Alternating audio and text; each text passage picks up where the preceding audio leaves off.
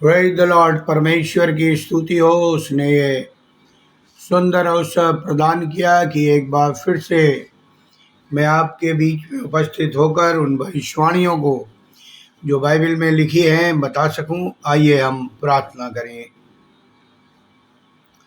अनुग्रहकारी दयालु पिता परमेश्वर, हम आपको धन्यवाद देते हैं सुंदर समय के लिए, संगति के लिए जो आपने हम सबों को दी है कि प्रभु जी हम ऑनलाइन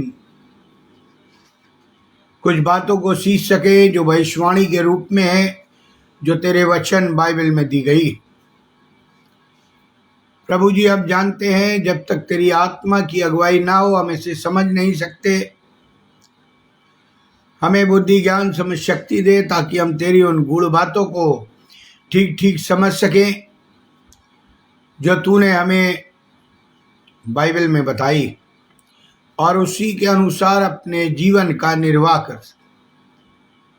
धन्यवाद देते हैं पिछले सप्ताह की आशीषों के लिए जो तूने हम सबों को दिया कि हम स्वस्थ रहे और ये मौका दिया कि हम तेरे भवन में उपस्थित होकर तेरी महिमा करें। धन्यवाद देते हैं प्रभु जी, तू हमारे आगे आगे चलना, तू हमसे बोलना और बातचीत करना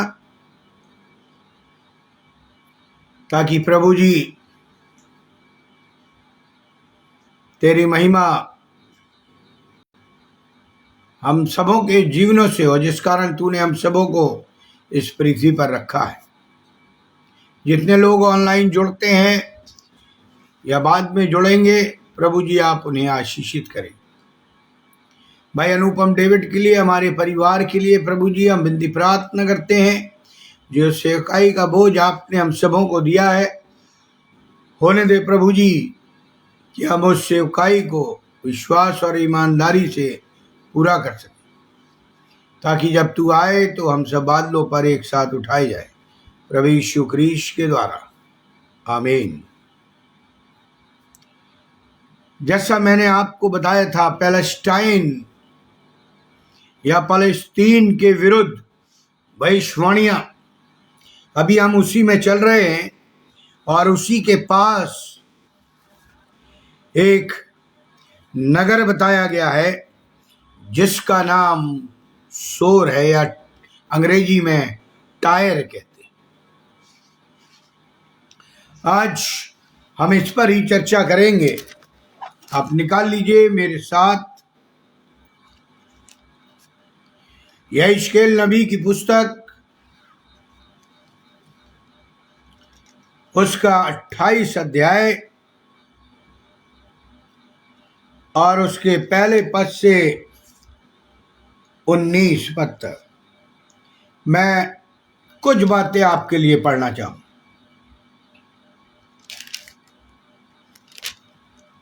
1 से 5 तक मैं पढ़ूंगा। यहोवा का ये वचन मेरे पास पहुंचा, हे मनुष्य के संतान, सोर के प्रधान से कह, परमेश्वर यहोवा यों कहता है, तूने मन में फूल कर ये कहा है, मैं ईश्वर हूँ, मैं समुद्र के बीच परमेश्वर के आसन पर बैठा हूँ। परंतु यदि तू अपने आप को परमेश्वर सा दिखाता है तो भी तू ईश्वर नहीं मनुष्य है। तू दानियल से अधिक बुद्धिमान तो है, कोई भेद तुझसे छिपा न होगा। तूने अपनी बुद्धि और समझ के द्वारा धन प्राप्त किया और अपने भंडारों में सोना चांदी रखा। तूने बड़ी बुद्धि से लेन देन किया, जिससे तेरा धन बढ़ा और धन के कारण तेरा मन फूल उठा है।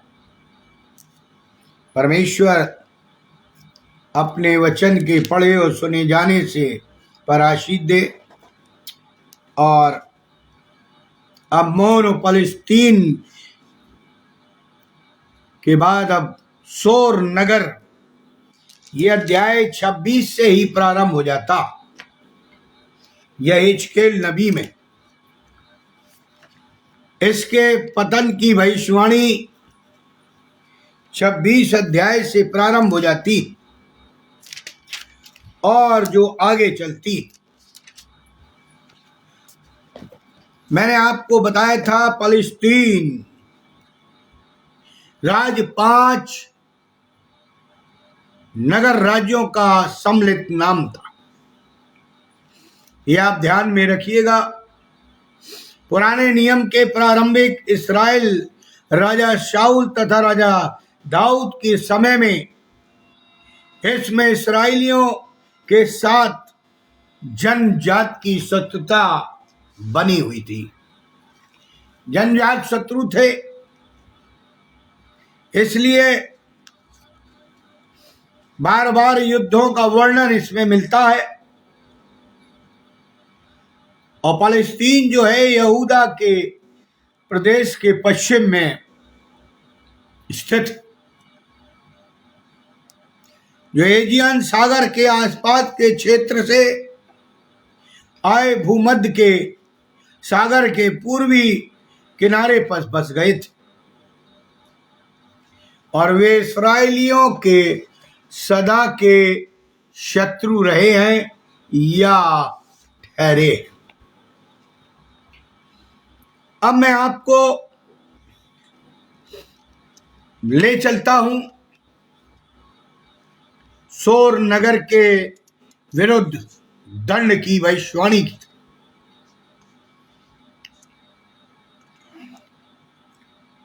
जो पाया जाता है यह यहेजकेल नबी की पुस्तक उसका 26 अध्याय 1 पद से 28 अध्याय 19 पद तक। सोर नगर एक चट्टानी द्वीप पर बसा हुआ है, यानी चट्टान के ऊपर उसकी नींव रखी हुई है, उस पर ही बसा हुआ। शोर शब्द का अर्थ ही चट्टान होता। ये एक फलस्तीन देश के पश्चिमी समुद्र तट से लगभग आधा मील दूर पर है,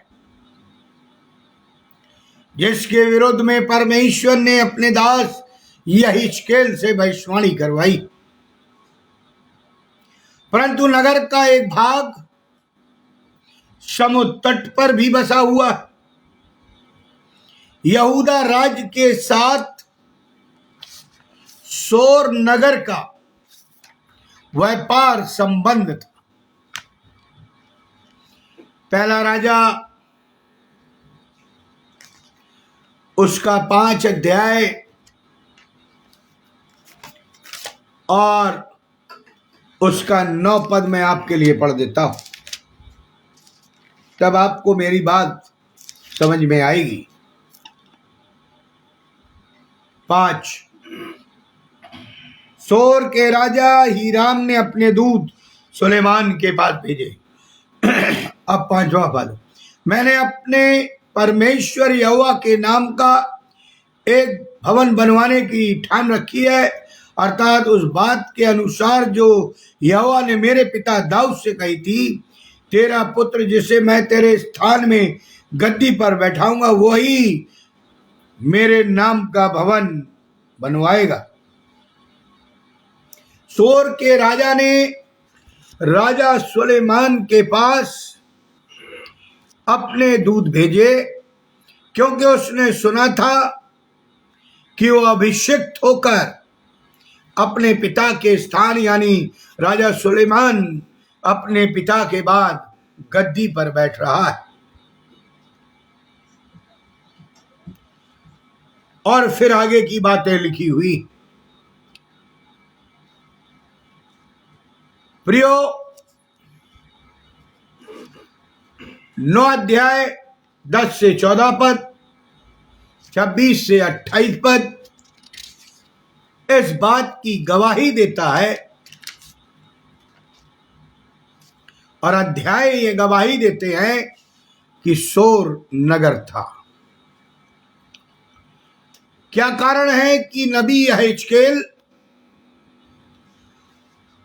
अथवा उसके शिष्य ने इस नगर के विरुद्ध वचन को यहां इतना स्थान दिया।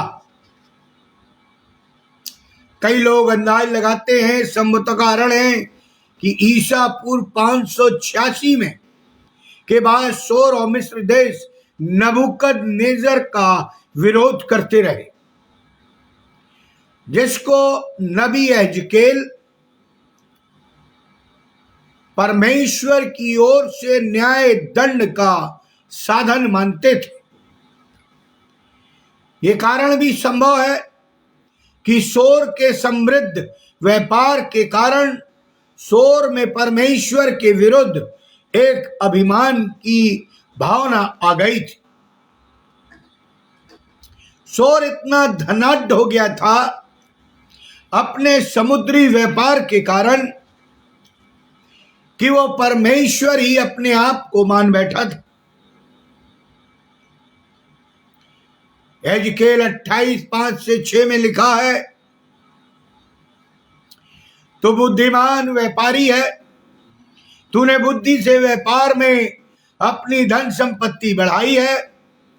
इस धन संपत्ति के कारण तेरा हृदय घमंड से फूल उठा है और तू अपने को ईश्वर के समान बुद्धिमान समझता।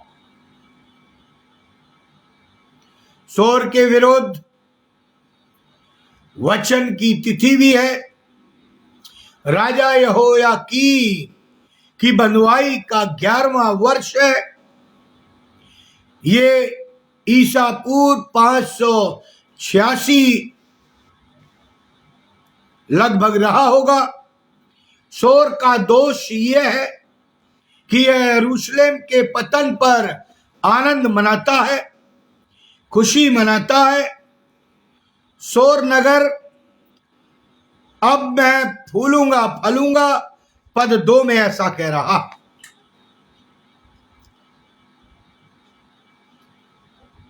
इन शब्दों से इस्राएली लोगों के व्यापार मार्गों पर चुंगी लेने के अधिकार का बोध होता है। यानी सोर नगर जो इस्राएली व्यापार करते थे उस पे चुंगी या कर लगा देता।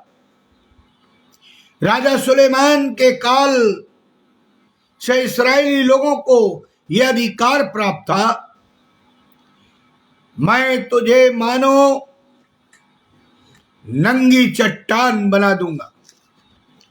पद 4 में 36 अध्याय या 26 अध्याय या एजकेल का निकाल लें और 14 पद में लिखा है, 4 पद में, वे शोर की शहरपनाह को गिराएगी और उसके गुम्बटों को तोड़ डालेगी और मैं उस पर से उसकी मिट्टी खुरच कर उसे नंगी चट्टान कर दूंगा।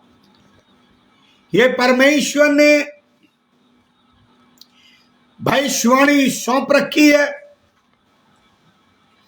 और वो चाहता है कि सोर को दंडित किया जाए। सोर का इतना पूर्ण विनाश होगा कि जिस चट्टान पर वो बना है वो चट्टान ही केवल रह जाएगी, बाकी उसका अस्तित्व ही समाप्त हो जाएगा। टापू जो समुद्री किनारे पर बसा हुआ था, बेटे बेटियों, नगर के भाग तथा देहात यानी नगर निवासी के बारे में ये बातें कही गई। मैं सोर पर नबूकदनेस्सर के आक्रमण का वर्णन बताया गया है। 26 अध्याय 7 से 14 पद। यह आक्रमण ईसा पूर्व 585 से 572 तक रहा। ये झगड़ा, ये आक्रमण 585 से 572 तक। आप समझ सकते हैं 13 साल आक्रमण इस सोर नगर पर होता रहा। ढालों को एक साथ गूंथ लिया गया या गूंथ लिया जाता था, जैसे छत्र हो या छाता हो, और उस छत्र के नीचे आक्रमणकारी किसी नगर की चार दीवारी के निकट अधिक सुरक्षित अपने आप को महसूस करते थे। सोर के मंदिर के सामने वाले दो खंभों की ओर संकेतित कर रहा। मछुए उस पर अपने जालों को सुखाने के लिए फैलाएंगे। यानी सोर देश में जितने निवासी हैं, नागरिक हैं, जितनी बिल्डिंगें हैं, जो कुछ है, वो सब तहस नहस कर दी जाएगी, समतल कर दी जाएगी। परमेश्वर कहता है, क्योंकि वो अपने आप को स्वयं परमेश्वर मानने लगे। तो परमेश्वर कहता है, मैं मछुओं को वहां भेजूंगा जो अपने जाल उस चट्टान पर सुखाएंगे।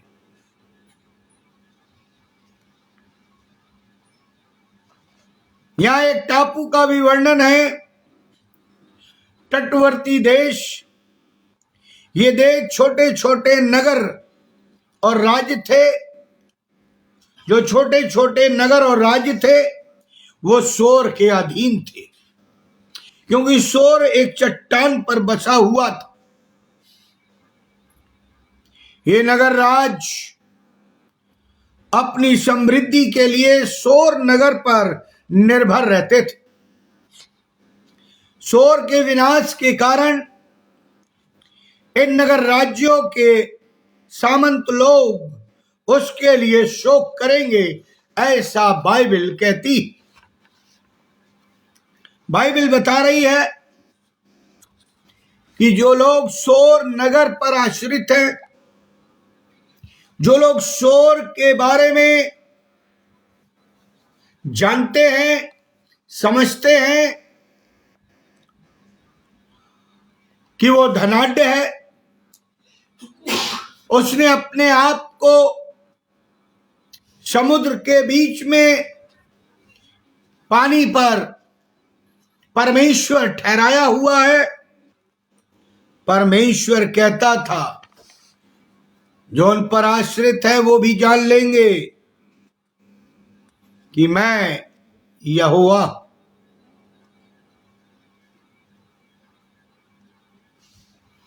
टिकने वालों की डराने वाली ये शब्द बाइबल में आया है 17वें पद में। यदि आप पढ़ देता हूं मैं 26 अध्याय का 16 और 17वां पद।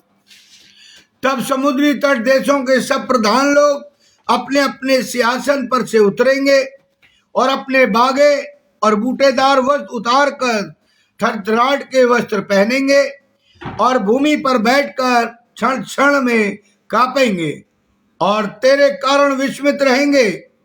वे तेरे विषय में विलाप का गीत बनाकर तुझसे कहेंगे, हाय मल्लाहों की बसाई हुई, हाय सराई हुई नगरी, जो समुद्र के बीच निवासियों समेत सामर्थी रही और सब टिकने वालों की डरावने वाली नगरी थी, तू कैसे नाश हुई।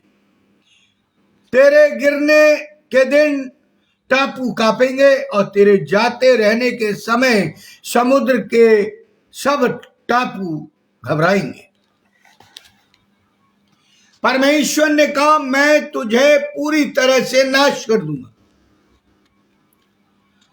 और ये नाश कर दी गई। इसका पतन हो गया। प्रियो, क्योंकि सोर नगरी अपने ही निवासियों को नहीं डराती, लेकिन RSV में इसका अनुवाद तटवर्ती देशों के रहने वालों को भयभीत करने वाली किया गया है। 26 अध्याय के 19 से 21वें पद में यह विचार व्यक्त किया गया है कि सोर नगर अधोलोक में चला गया। समुद्र का जल उस महासागर के रूप में है जिसे सृष्टि के समय परमेश्वर ने सीमाबद्ध किया था। सीमाबद्ध निकालना चाहूंगा उत्पत्ति की पुस्तक, उसका 6 अध्याय और उसके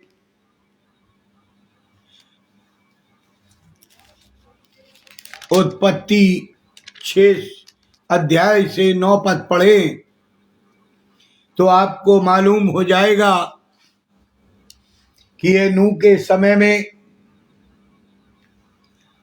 और ये सारी चीजें वहां पर लिखी हुई है और परमेश्वर ने कैसे उस पानी को बांध दिया था या सीमाबद्ध कर दिया था। सोर इस महासागर में डूब जाएगा। प्राचीन लोग अर्थात मृतक लोग शियोल या अधोलोक जिसे गढ़ा भी कहा गया है, पुराने नियम की विचारधारा में सियोल पृथ्वी के नीचे मृतकों के रहने का स्थान बताया गया। 21वें पद में बाइबल कहती है तेरा अंत भयानक होगा और तेरा अस्तित्व ही समाप्त हो जाएगा। तुझे याद करने वाला कोई नहीं रहेगा। आज सोर नगर समाप्त।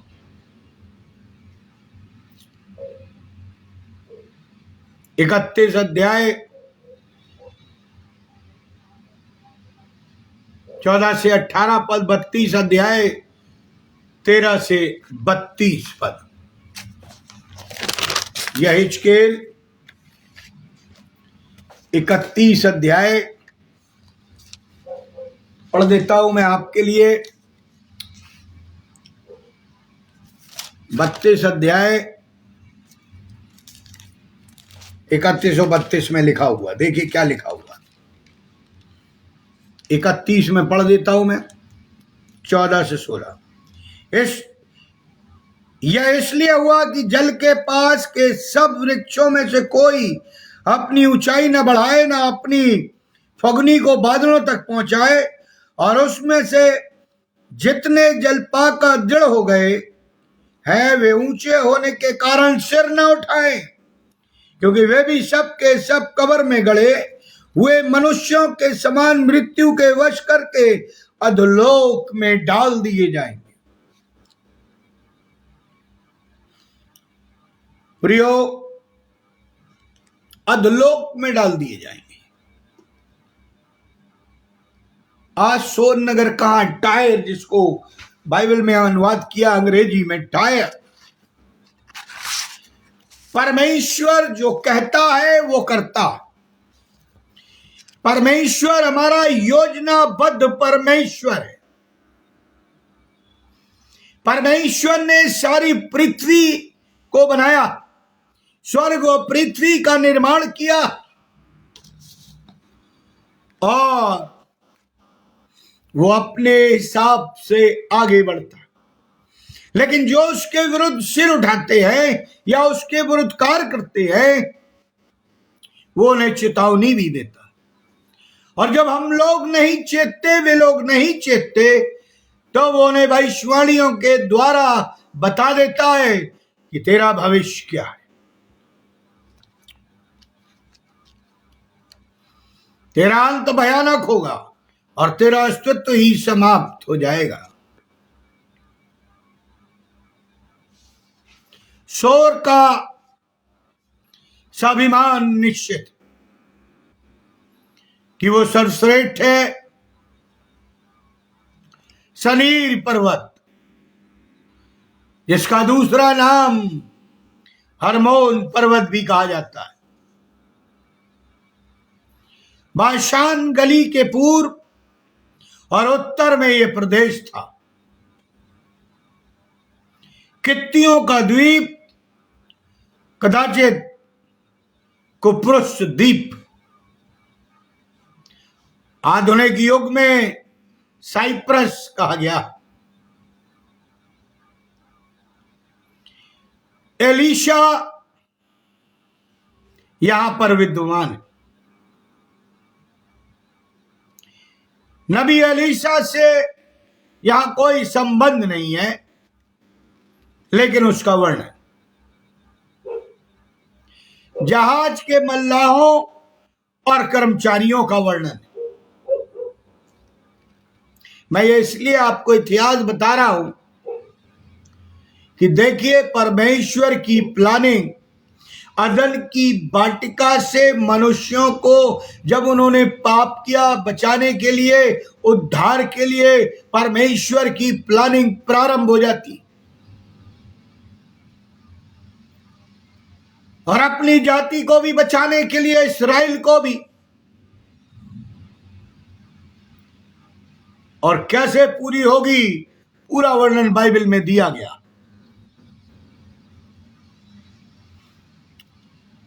भिन्न भिन्न जातियां हैं जिनकी सहायता से सोर बड़ा और धनी हो गया। सीदोन, इसके बाद सोर के बाद सीदोन का भी पतन। सीदोन अथवा सैदा समुद्र तट पर एक नगर था। यह सोर के उत्तर में लगभग 30 मील 30 किलोमीटर की दूरी पर था। अरवद यह सोर नगर से उत्तर 160 की दूरी पर था। गेवेल नगर का यूनानी नाम बुल्लुस था। यह सीदोन और अरवद के बीच समुद्र तट पर था। मैं ये क्यों बता रहा हूं कि सोर कोई छोटा मोटा नगर नहीं था। कई छोटे छोटे नगर इस पर आधारित, और इसलिए इसमें घमंड आ जाता है। प्रियो, सोर में आने वाली वस्तुओं का वर्णन भी है। सोर राष्ट्र की सेना में किराए के सैनिक फारस और लूदिया से लाए जाते थे। लूदिया देश एशिया माइनर में एक प्रदेश था, राज्य था। यानी इनके पास सेना नहीं थी। ये सेना के लिए फारस और लूदिया से लोग बुलवाते थे।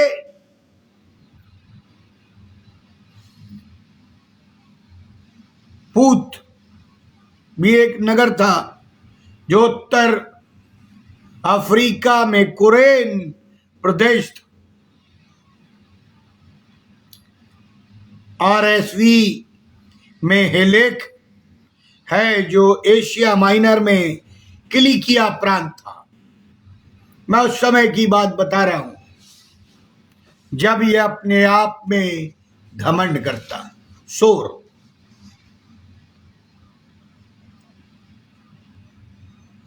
गुंबद नगर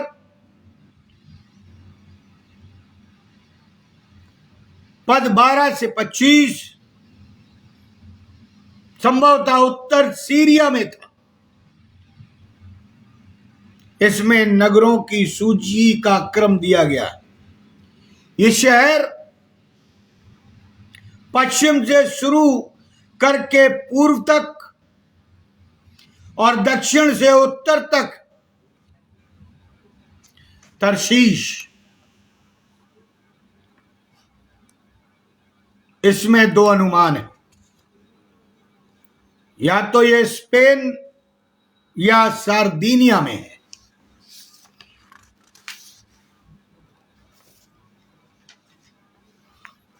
मैं ये देश आपको या ये नगर इसलिए बता रहा हूं कि जब मैं आगे आपको प्रचार करूंगा कि फलस्तीन पूरा तबाह हो गया, तो आपको इन नगरों का, प्रदेशों का, शहर का ज्ञान होना चाहिए। यावान एशिया माइनर का पश्चिमी तट, अभी आप देख रहे हैं इसराइल, हुती, हिजबुल्लाह, हमास में युद्ध है और हुती जहाजों पर आक्रमण कर रहा है। ये पश्चिमी और उत्तरी तट है। तुबल और मेशक, ये दोनों नगर एशिया माइनर में। तो गर्मा फारस के उत्तर पूर्व कोने में कदाचित अर्मीनिया, ददानी के बदले में रुदोस के लोग अथवा रुदोस नामक टापू के लोग कहा गया। अराम सीरिया, यानी सीरिया का दूसरा नाम अराम। मिन्नीत, ये अम्मोन नगर का नाम। और इन शहरों में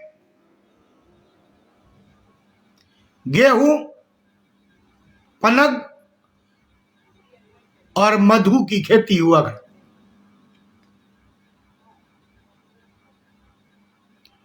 मिन्नीत अम्मोनी नगर, पनग या जैतून का स्थान।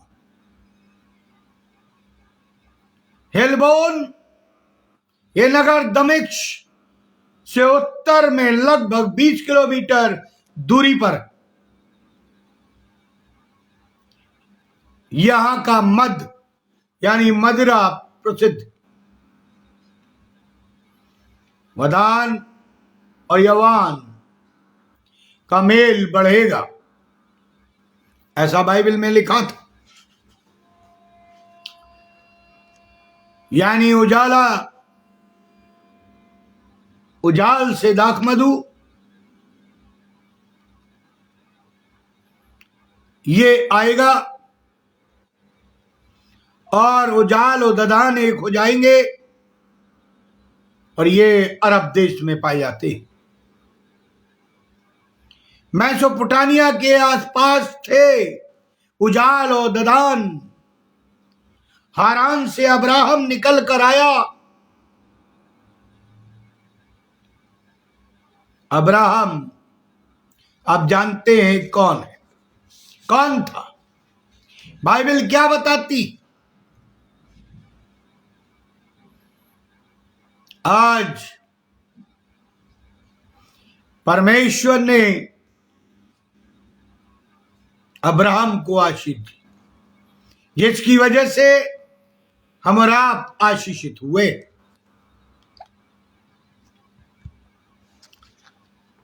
प्रियो, जो नाम मैंने ये अभी लिए हैं,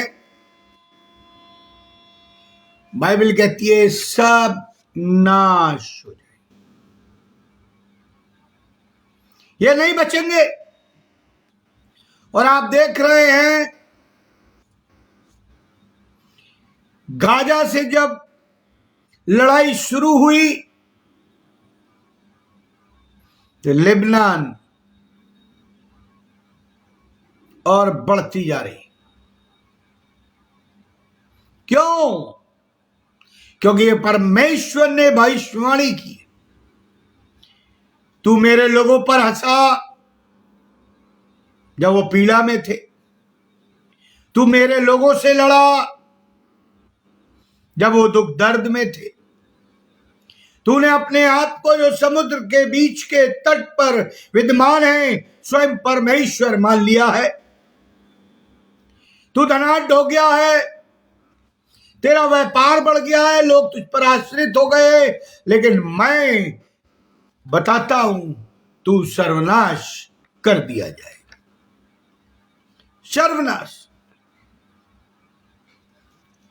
जलयान के रूप में शोर का वर्णन किया गया। जलयान यानी जहाज, पानी का जहाज। पानी के जहाज से याद आता है नूह के जमाने में, जब परमेश्वर ने नूह को कहा कि तू एक जहाज बना जिसकी लंबाई इतनी हो, चौड़ाई इतनी हो, ऊंचाई इतनी हो, उसमें इतने दरवाजे हो, इतनी खिड़की हो। नूह बनाने लगा और वो ऐसी जगह जहाज बना रहा था, ऐसे प्रदेश में जहाज बना रहा था जहां ना तो नदी थी ना समुंदर था। इसलिए लोग उसे पागल कह रहे थे। लेकिन आप जानते हैं नूह क्या कर रहा था? नूह दिन में जहाज बनाता था और शाम को जाकर प्रचार करता था, मन फिराओ। लिखा है नूह के जमाने में लोग खाते पीते और ऐश करते थे, शादी ब्याह हुआ करते थे। लोग नूह को पागल समझते थे। नूह प्रचारक भी था, नूह भविष्यवक्ता भी था और नूह परमेश्वर से बातें किया करता। तभी तो परमेश्वर उससे बातें करके उसे जहाज का नक्शा बताता। जैसे नूह का जहाज बना, कंप्लीट हुआ, परमेश्वर ने जोड़े के साथ जानवरों को, पक्षियों को भेजा, 8 मनुष्यों को उसमें भेजा और जब द्वार बंद कर दिया तो पानी बरसने। उस समय पानी नहीं गिरता था, भूमि ओस से सींची जाती थी, कोहरे से सींची जाती थी। लोगों को मालूम नहीं था पानी क्या, गिरना क्या होता है। लेकिन जब पानी गिरने लगा तो लोग आनंद मनाने लगे, घर के बाहर निकल आए, नाचने लगे, गाने लगे। लेकिन जब पानी बढ़ने लगा तब चिल्लाने लगे,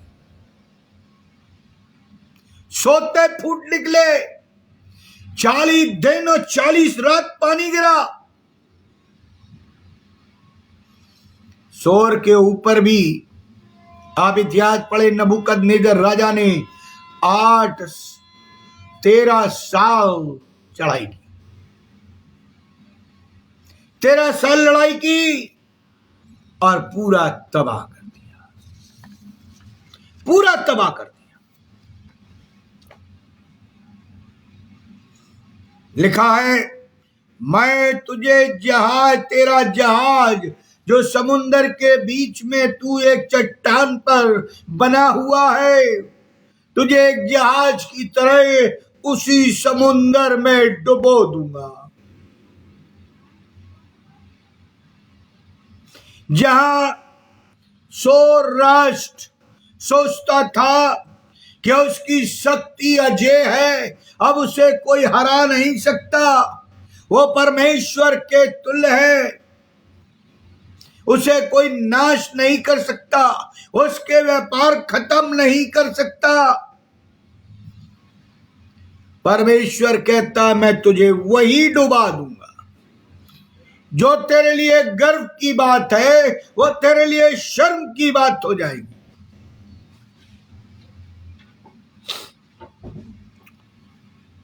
शोर की सारी धन संपत्ति, सारा व्यापार और उसमें काम करने वाले सब लोग नष्ट कर दिए जाएंगे।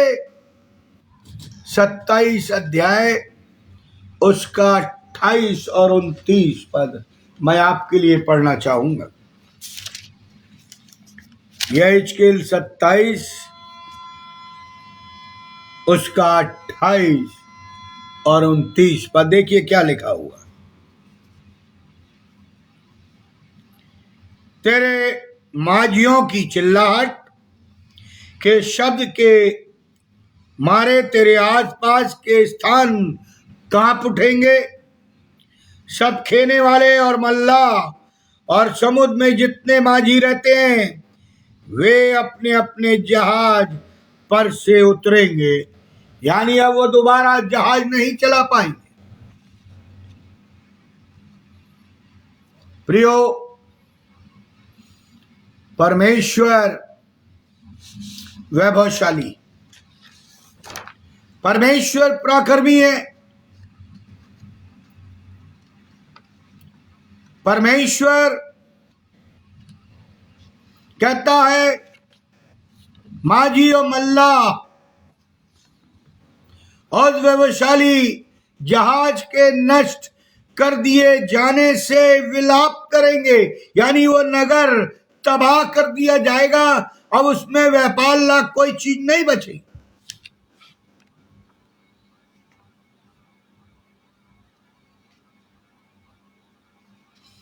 यानी लोग तेरा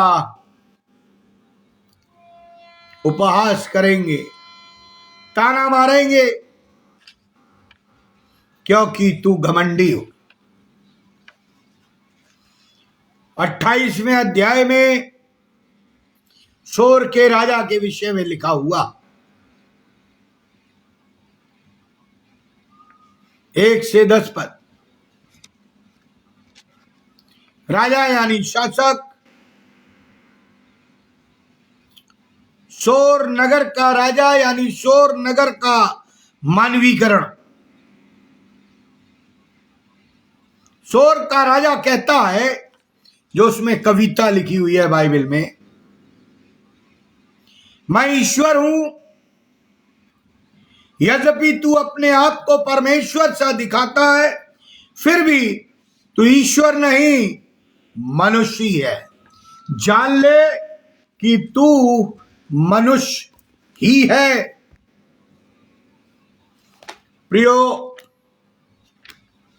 कभी कभी हम मनुष्य यही गलतियां कर देते हैं जो परमेश्वर पसंद नहीं करता। हम अपने आप को ईश्वर से बड़ा समझने लगते, और फिर आप जानते हैं क्या होता। बाइबल में लिखा है,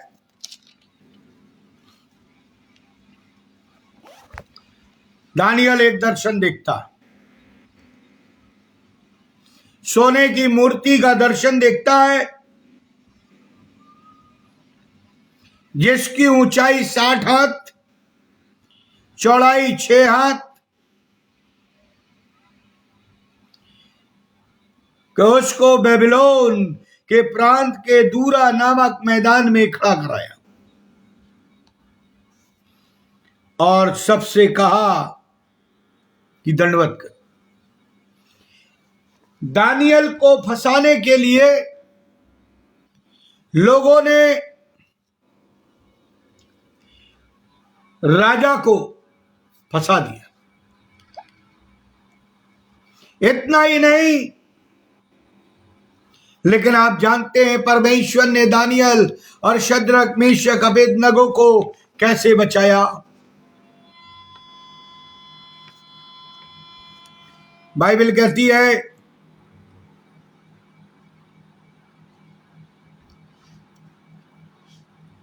कि अधिक संपत्ति, अधिक वैभव, अधिक बुद्धि सोर के अभिमान का कारण बनी और वही नाश का कारण बनी। आज हम अपने चारों तरफ देखें, अधिक बुद्धिमान लोग परमेश्वर की बातों को नहीं समझ पाते। अधिक विद्वान अपनी बुद्धि का प्रयोग करते हैं, वे परमेश्वर के वचनों के अर्थ को नहीं समझ पाते। अधिक पैसे वाले, संपत्ति वाले परमेश्वर को कुछ नहीं समझते।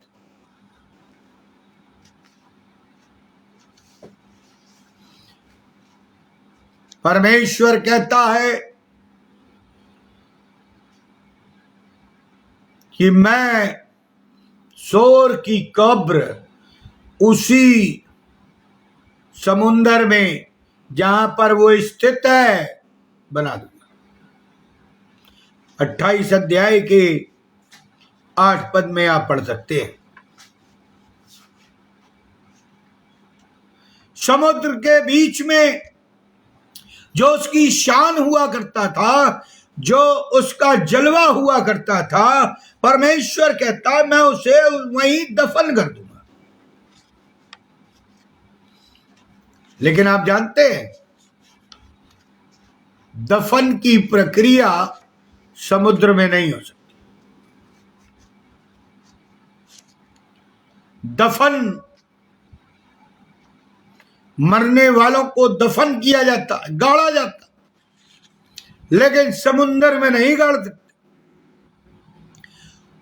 और जो तेरे लिए इज्जत की बात थी वही तेरे लिए लज्जा की बात बन जाएगी।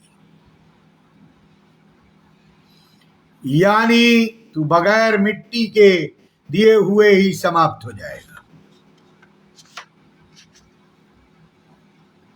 जब हमारी और आपकी प्रियों की मृत्यु होती है तो हम उन्हें मिट्टी देने जाते हैं, क्योंकि ये बाइबल में नियम है, मनुष्य मिट्टी से बना है और मिट्टी में मिल जाएगा। और शायद यही कारण है कि जब मूसा मरा तो स्वयं परमेश्वर को आकर अपने हाथों से मिट्टी देना पड़ी।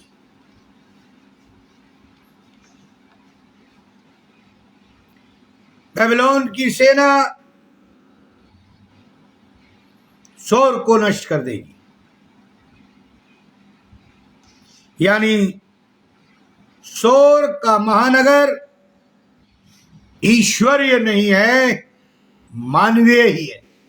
यानी शोर बहुत सुंदर था, बहुत आकर्षित था, बहुत बुद्धि वाले लोग वहां रहते थे, बहुत धन संपत्ति थी, लेकिन परमेश्वर कहता है वो ईश्वरीय नहीं है, मानवीय ही है। आदम का पतन इसलिए हुआ कि आदम ने विचार किया कि वो परमेश्वर के समान बन सकता। उत्पत्ति 3:5 मैं आपके लिए पढ़ूंगा।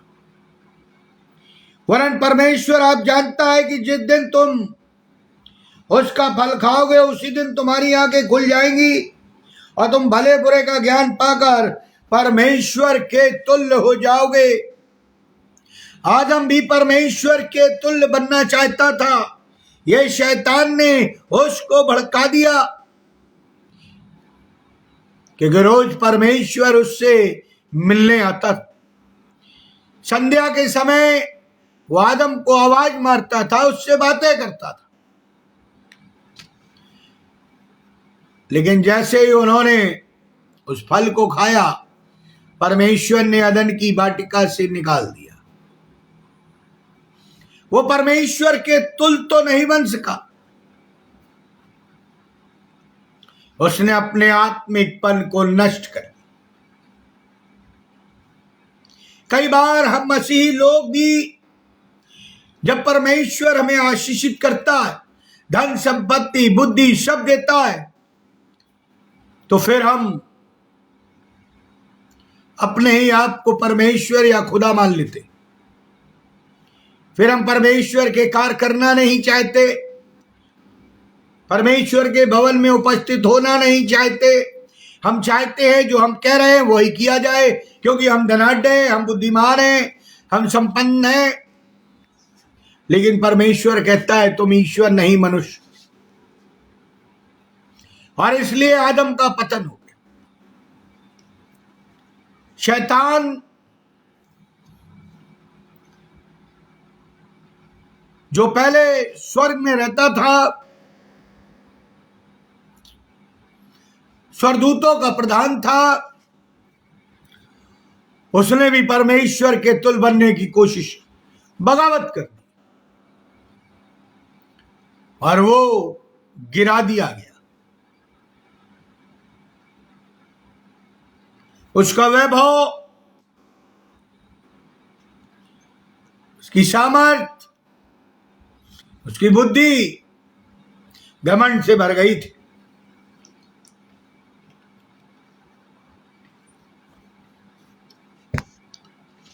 और जब वो गिरा दिया गया, परमेश्वर ने उसके अधिकार नहीं छीने, आज भी नहीं छीने। आज भी सीधा स्वर्ग जाता है, बात करता है। अय्यूब को मांग लिया, परमेश्वर ने कहा क्या तूने मेरे दास, हाँ देखा देखा, बहुत आशीषें दे रहा तू। प्रियो, परमेश्वर हम पर और आप पर अंधा विश्वास करता, और वो चाहता है कि हम भी ब्लाइंड फेथ उसके साथ करें।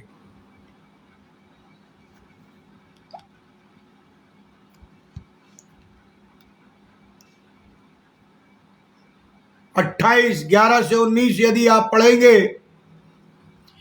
अदन के उद्यान में आदम के वर्णन में कुछ भाव साम्य है, मैं पढ़ना चाहूंगा। 28 अध्याय या हिजकेल का निकाल लीजिए, तभी आपको मेरी बात समझ में आएगी। यह हिजकेल 28 और उसका 11 से 19 कुछ ही पद में आपके लिए पढ़ूंगा। 13 पद से, तू परमेश्वर की अदन नामक बारी में था और वो सारी चीजें बताई। जिस दिन तुझे सृजा गया, ये सारी चीजें तुझ में बनाई गई।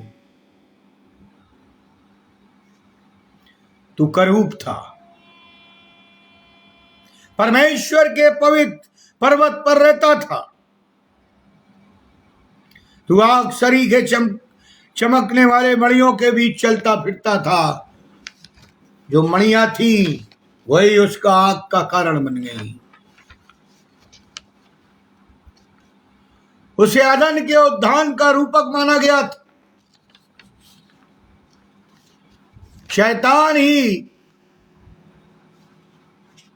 शैतान का जो घर था, निवास स्थान, वो अदन की वाटिका थी। वो परमेश्वर के पास आता जाता, इसलिए सर्व के रूप में वो आदम और हवा के पास भी आ गया। निर्गमन 28 17 से 20, 39 14 10 की सूची में सोर राजा अदन के उद्यान में रखा गया। पद 13 में बताया गया,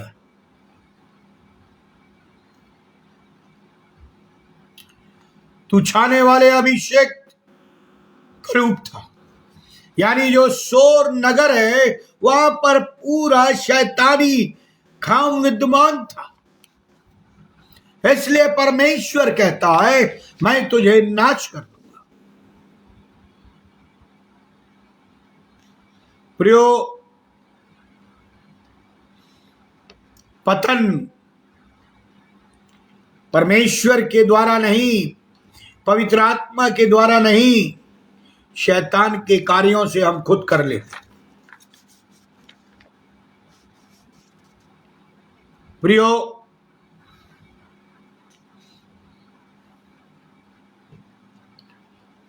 जब ये चीजें सोर, फिर बाद में इसी को सोर का प्रदान कर दिया गया या कह दिया गया, शैतान को, इब्लीस को, जो स्वर्गदूतों का सरदार था, गिरा दिया। ये बाद में सोर का प्रधान कहलाया और उसने ठान लिया कि अब मैं कोई भी चीज बर्बाद नहीं करूंगा, केवल परमेश्वर के लोगों को विश्वास से हटा दूंगा, उनके उद्धार को चुरा लूंगा और उन्हें परमेश्वर से अलग कर दूंगा।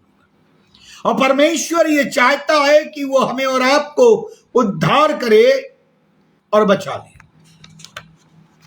अब मैं अपने कंक्लूजन में ले चलना चाहता हूं, समय समाप्त होने वाला है और अगले भाग में मैं बताऊंगा सीदोन के विरुद्ध दंड किया। अभी सोर की बात कर रहा हूं। प्रियो, आज शोर के समान कई विश्वासी लोग जो अपने आप को अटल विश्वासी कहते हैं, पतरस के समान प्रभु का इनकार कर देते, आदम के समान अपने आप को परमेश्वर से दूर ले जाते। वे पवित्र आत्मा की अगुवाई में नहीं चलते। शोर को एक संसार की संज्ञा दी गई है।